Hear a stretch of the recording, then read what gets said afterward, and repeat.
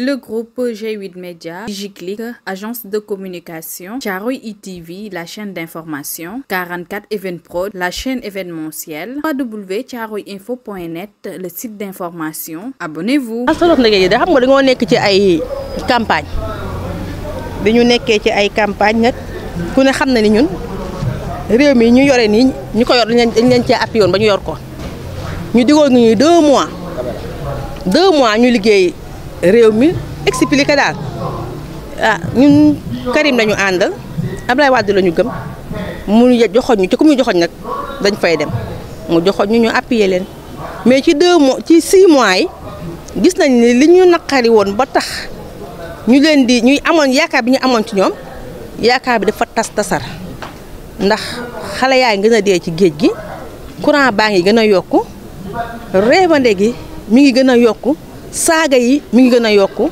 ba pare ku wax nga jàppaat tëj yaakaaroon nañ ni dina fi jeex mais ba tey mi ngi fiy gën a am ñu nekk ci nag ay élection waroon na ñëw nag appuyer ci loolu ñëw nekk ci campagne tey nag jigéen ñi ñoo xewle woon parce que woo nañu jeune ku ne xam na ni politique jeune la ku ne xam na ni politique femme la démb ñu woo jeunes yi tey ji ñu woo femmes yi te la ñu nekkoon. waaw xam nga ku ni femme xam ne ñoom ñoo yore jëkkër yi ñoo yore njaboot gi kon ku leen woo yaakaar naa ni woo nga ñu ku gis fii ni mu mel tey nga xamante ni coalition yi ñoom ñëpp tey dañoo ñëw ak doole ndax PDS ak bokk gis-gis ak ñëpp rawatina nag man parti bi nga xamante ni moo ma fi indi muy PDS dañoo ñëw ak xol ñëw ak jàpp ci ñëw ak xam ne liñ fi defaroon mu nekk fi ba léegi ñu seetaan ñu di ko yàqu te bu fekkente ni sunu njiit mi Karim Meïssa Wade ak li ko Macky Sall teg yëpp ni mu mettee su fàttee lépp am na lu tax bëgg a sauver Sénégal moo tax mu fàtte lépp amul dul benn baayam bi amul dul Karim Wade papaam toog fee màgget mënul ñëw ku ko tegoon du Macky Sall kon tey su àndeek Macky Sall bu ne nit ñi taxaw bu ñu wax ne ay Karim xamul li mu bëgg bu tayee mu def lii bu subaa non dafa jàppale Diomaye Faye jàppalewul Sonko dafa jàppale Diomaye Faye bëgg a àtte Sénégal parce que période boobu su fekkoonte ni tey Macky Sall Amadou Ba jëlaat na réew mi xale yi dinañ ni gañewuñ leen xeex dina am bal dina tàkk yooyu dina fi am mu booyee li ko neex ak li ko naqari dem leen ngeen appee ji Diomaye Faye ñu jàppale ko mais pourtant ba mu gañee merci sax dégguñu ko lu dul ay gato te ñu dañoo régg démb tey soog a dikk ñu bàyyee ko lépp toog ñu demaat ci ay législatives avant Karim di wax dara ñoom ñoo njëkk a woote ni ñun dañuy dem ak sunu parti ku xam nag parti PDS xam ne du dem ci ginnaaw kenn ci lañu tax parti libéraux yëpp tax waxtaan Macky Sall ci njabootu Abdoulaye Wade la bokkoon ñoom Fadaak ñoom ñëpp fi nekkoon ak ñoom Omar Sarr ci njabootu Abdoulaye Wade la ñu bokk ñu njabootam gépp daal di boolewaat nekk bee nga taxaw di ñaan yàlla jëlee fi li fi nekk parce que kat ñii ku leen joxaat majorité assemblée leen loolu daal di nga yaa ko def sa bopp. waaw waxtaan nañu parce que li ci gën a neex mooy dañoo xooluñu suñu intérêt personnel parce que monsieur le maire Amadou Diarra kenn investir ko ci liste yi ci tey mi ngi ci coalition bi di ci jàpp man suppléant la si la liste nationale ci coalition bi ñi ma àndal sax xamuñu ndax investir ma la déet mais xooluma mënoon naa xool ay rang xooluma ko bi ma xoolee Saliou Dieng mu nekk ay 23e ci liste bi man gisatuma dara parce que ñun gisuñu Karim Saliou la ñu gis mu nekk ci di jàpp di ci liggéey ñu daal di booyee li ñu neex ak li ñu naqari taxaw jàppale suñu parti fam ñu joxoñ ñu ànd ci coalition bi dem ci nag ak kër jëpp téye ci ak fukki loxo te yaakaar naa ñun ñëpp ko defandoo.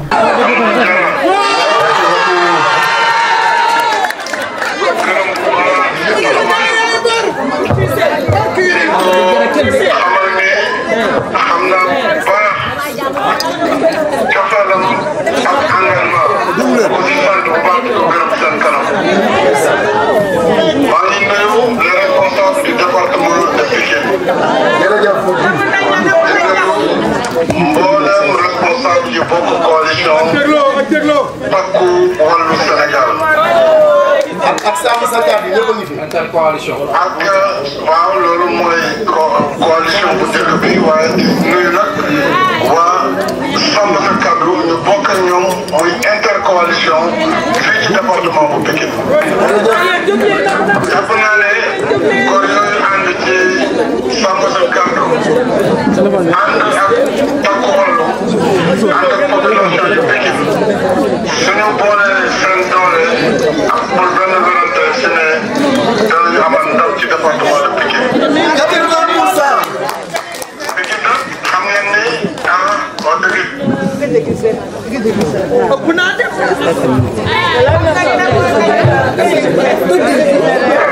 waaw Sénégal ma ne ko Pikine dafa nekk ci xolu Sénégal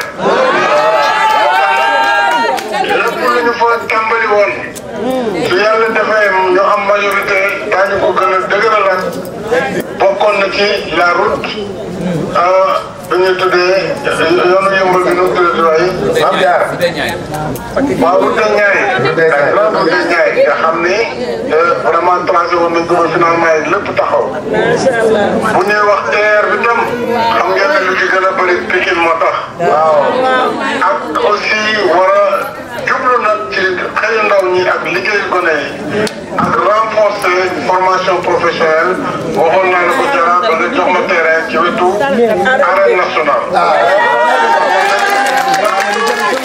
président waaye gars yi bloqué nañ travaux yi de ñu bees yi bloqué nañ lépp. moo tax ñu war a am majorité. ñëpp nag ak gouvernement bu koy def loolu mooy importance su élection yi. bu ñu amee majorité rek ñoo taxawal gouvernement. kon nag yéen waa Pikine Nord ak Pikine département bi yëpp. d'ailleurs coalition bi dafa d'accord pour def suñu meeting de clôture ci département de Pikine. intercoalition bi maa ngi nuyu suñu mbokk sàmm sa kàddu ñu ànd ak ñoom ci liggéey bu rafet. di nuyu seen i kilifa. président kañ ngay ñëw kañ ngay ñëw. président waa Sénégal nangu na la kañ ngay ñëw. léegi rek.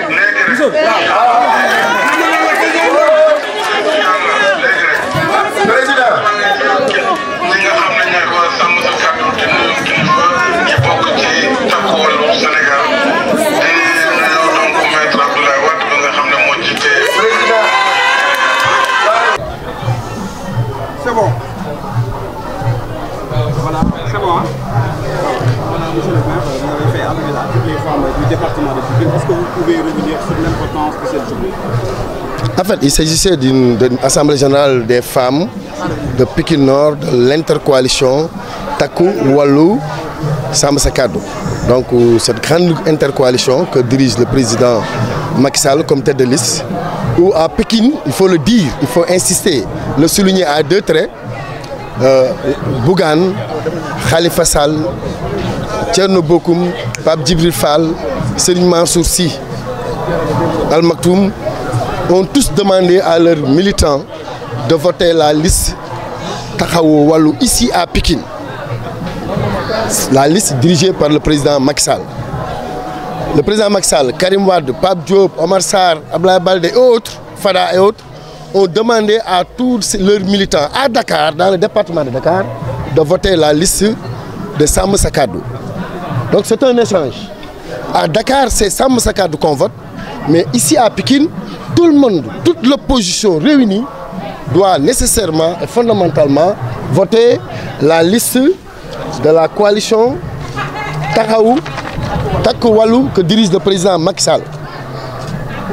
Ce président qui a lissé tous les prestiges et honneurs au niveau international pour s'engager ici en tant que candidat député, c'est parce qu'il a constaté, lui, son frère Karim Wade et l'ensemble des autres membres, que le Sénégal qui les unit est plus fort que leurs divergences politiques.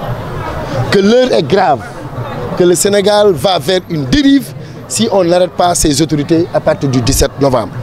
Ils ne connaissent pas le chemin. Ils ne sont pas aveugles, mais ils sont myopes sans lunettes.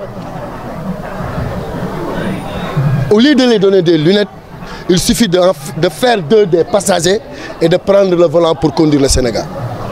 Le PASTEF, dans la conduite du Sénégal, ne doit pas être conducteur.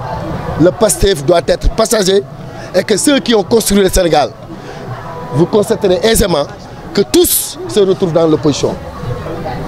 Les fils de Senghor sont, les gens du Parti Socialiste sont dans l'opposition aujourd'hui. Avec les Aminata Mbengue Ndiaye, avec les Moustapha Niasse. C'est le premier à construire le Sénégal. Les fils de Wade sont à l'opposition aujourd'hui. C'est les Karim Wade, les Abdoulaye Baldé, les Fada, les Omar Sarr, les Pape Diop, les Souleymane Ndéné Ndiaye. Les fils de Macky Sall sont à l'opposition. C'est nous qui l'avons accompagné pendant ces 12 ans. Ça veut dire les constructeurs sont à l'opposition et aujourd'hui les destructeurs dirigent le Sénégal. Ils ne savent que détruire. Ils détruisent tout sur leur passage. Alpha Blondy avait dit, ces salauds ont brûlé mon paradis. Les anciens dignitaires ont bâti un paradis ou tendaient vers le paradis. Ces nouvelles autorités brûlent ce pays-là. Il faut qu'on accepte, avec un civisme, un patriotisme, un engagement sans faille, à faire bloc comme un seul homme pour les arrêter. Et ça, je m'adresse à la jeunesse. Cette jeunesse inconsciente qui n'avait pas compris, qui avait aimé leurs rêves et leurs tromperies, leurs manipulations et leurs mensonges. Ces jeunes-là, il faudrait qu'ils se ressaisissent et acceptent qu'ils étaient dans l'erreur. C'est un signe de grandeur. Il ne faut pas qu'ils persistent dans leur erreur à partir du 17 novembre.